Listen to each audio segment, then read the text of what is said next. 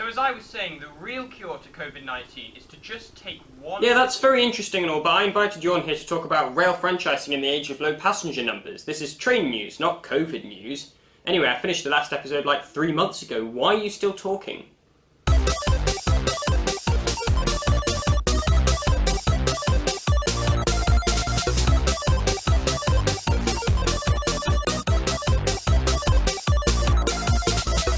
Hello and welcome to Train News, my monthly show about the railway, released once a month, every month. Like everything else under the sun, everything that's happening in the rail industry has been completely overshadowed by COVID-19, in which society has been subjected to the world's biggest accidental social experiment. What if everybody stopped doing absolutely everything? The answer to that, as far as the rail industry is concerned, could be summarised as train empty, no money, boo boo. Emergency timetables were introduced on all modes of public transport on the 22nd of March, with train services slashed due to lower demand and also due to higher levels of staff unavailability, as some staff have been ill or self-isolating. As mentioned in the last episode, all franchised rail operators have been moved to emergency measures agreements, where the government basically take on all financial risk to prevent every train operator in the country from going bankrupt. Open access operators like Grand Central and Hull Trains did not receive any financial assistance and so had to suspend their services. Train operators ran a skeleton service throughout lockdown to serve key workers, with many trains running empty. Interestingly, punctuality hit record highs during lockdown, which just goes to show that the only thing stopping the railway from being reliable is all the damn trains and all the damn passengers. Timetables were scaled back up in stages as the lockdown was gradually eased. On the 18th of May, in lieu of the usual yearly May timetable change, operators restored about 70% of their usual services, with a greater emphasis on commuter trains rather than intercity trains, to allow key workers to travel and stay as distanced as possible. Face masks were made mandatory on all public transport on the 15th of June, with the government advising people to consider other modes of transport first.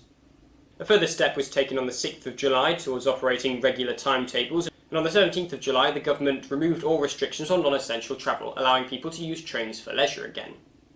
Most operators are still running slightly reduced timetables due to staff unavailability, as mentioned before, and also due to delays to driver training.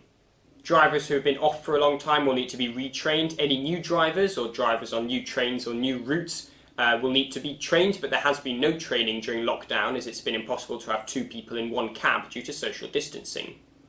The plan is to restore full timetables by September, but personally I don't think it'll happen. I think it'll probably take until December for regular timetables to return, and that's assuming there isn't a second wave.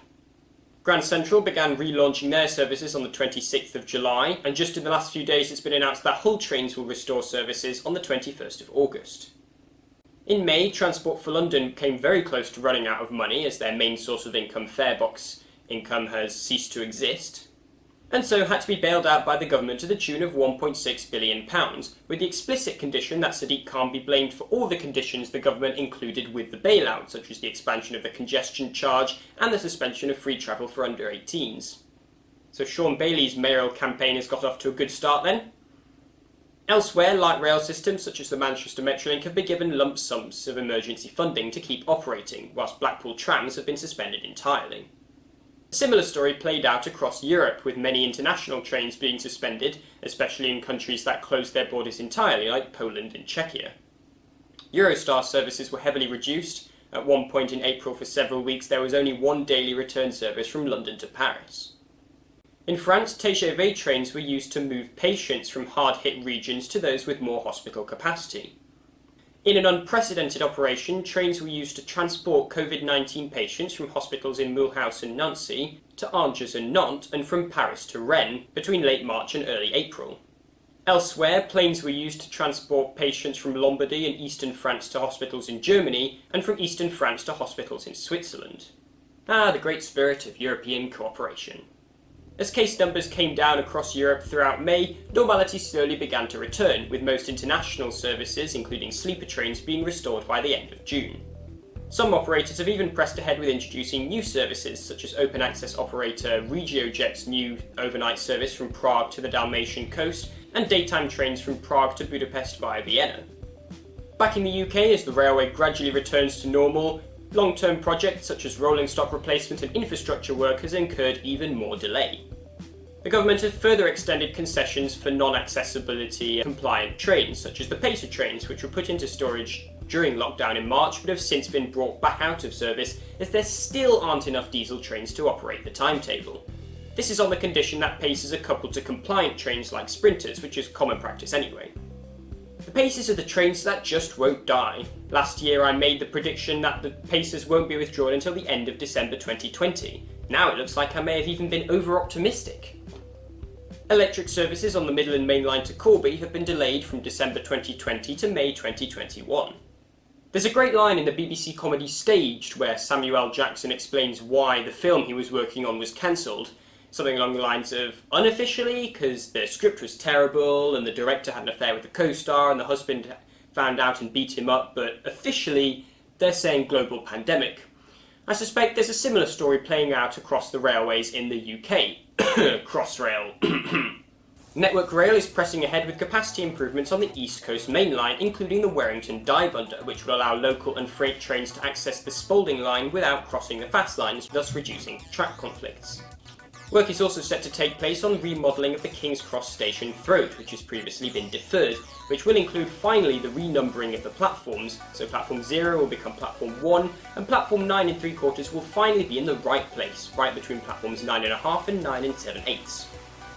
Also in the planning is the large-scale remodelling of East Croydon Station and nearby Norwood and Selhurst junctions, which will include 2 new platforms at East Croydon Station to increase capacity and reduce track conflicts on the Brighton Main Line.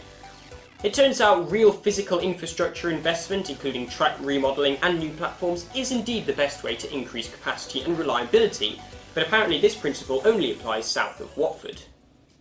On the 28th of March, the Valley Lines in South East Wales were formally transferred from Network Rail to the Welsh Government.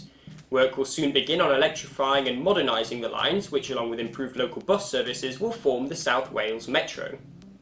Services will be provided by new tri-mode TflL Class 756s, which will be able to operate on electric, battery and diesel power, as well as Class 398 CityLink tram trains.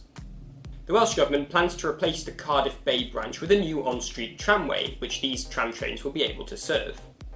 The government have revealed further details of their plans to reverse the Beeching axe with a new Restoring Your Railways fund. They've released a new list of railway lines to be upgraded, new stations to be opened, and even some brand new line reopenings. This is separate to the previously announced work on reopening the Fleetwood line and the Blythe to Ashington line. The proposals would see the restoration of regular passenger services on the Barrow Hill line between Chesterfield and Sheffield, and the Ivanhoe line between Leicester and Burton-on-Trent. Regular services could return to the Clitheroe to Hellifield line, and to the Waterside line, also known as the Fawley Branch line, near Southampton. Mainline passenger services could return to Bury Bolton Street via Haywood, either replacing or running alongside heritage services on the East Lancashire Railway there. The Isle of Wight line could be extended south to Ventnor, as well as potentially taking over the steam railway and extending west to Newport.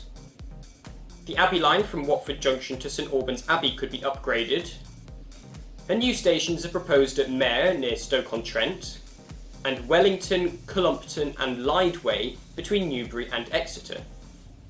The government have opened up the fund to more potential proposals. I'm absolutely delighted to see these proposals put forward, but I will reserve my excitement for when there's any actual concrete proposal to fund or build any of these lines.